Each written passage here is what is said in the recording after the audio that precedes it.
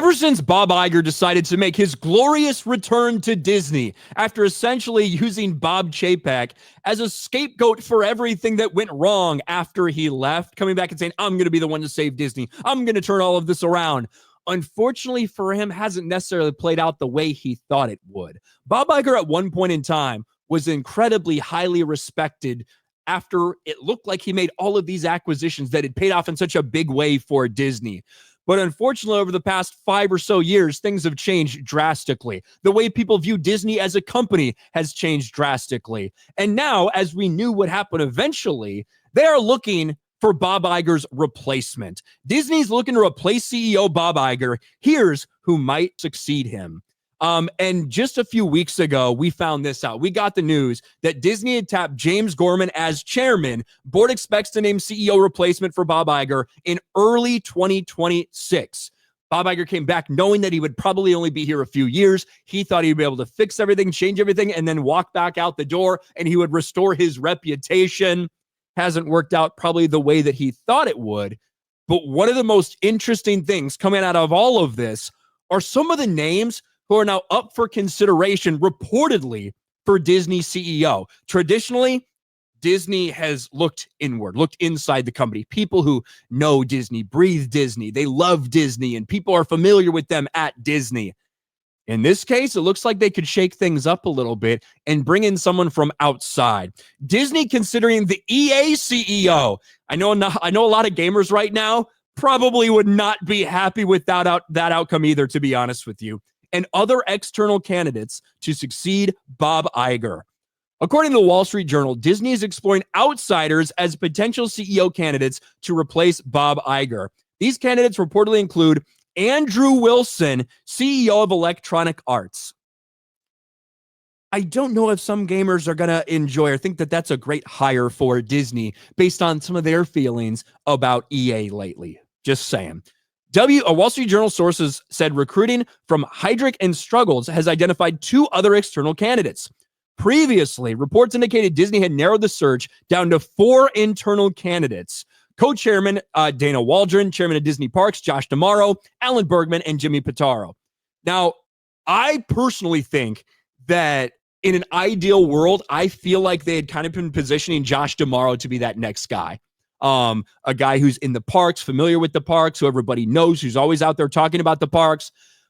But unfortunately, if you look at the way Josh D'Amaro's been received at a couple of these events, including these seemingly very out-of-touch announcements they made about some new revisions to the parks, if you remember, he was basically getting booed for some of the things that they decided to announce just a few months ago.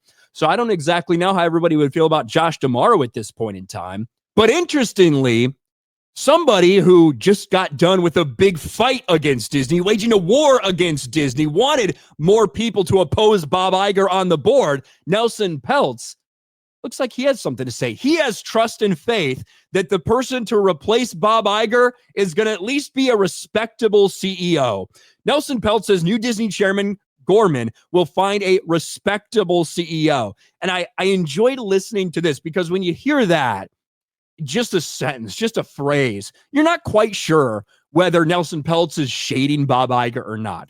Well, luckily we have the audio and we can kind of tell what he thinks about Bob Iger. Jonas Campbell tweets this out. When James Gorman joined the Disney board, I said, finally a grown-up. When they put James Gorman in charge of the Disney succession, I said that was a good thing. Today, a billionaire agreed with me. Thanks for the backup, Nelson Peltz. Let's listen to this.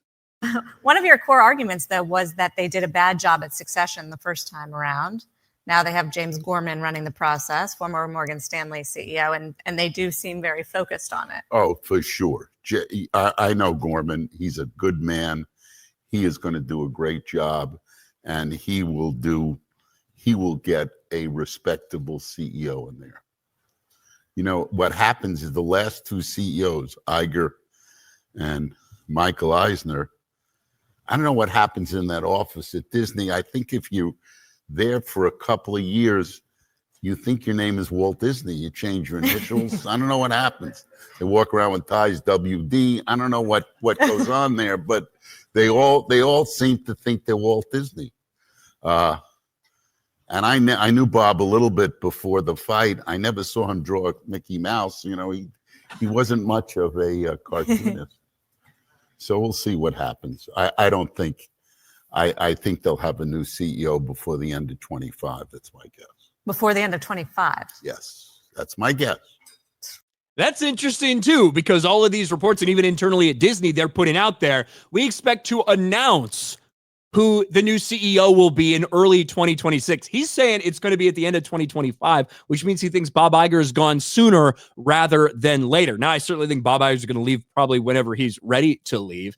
But you can tell from the way he's wording these things, after the big draw-out fight between Nelson Peltz and Bob Iger, Disney spent millions and millions and millions of dollars trying to fend off Nelson Peltz vying for a board seat, simply because he thought there were some suggestions that he and others could make to turn Disney around, because quite frankly, they have been a failing company when you look at expectations compared to their performance. When you look at how people view Disney right now compared to how they were viewed 5 years ago, it's all been downhill for them, and it's been downhill for shareholders as well.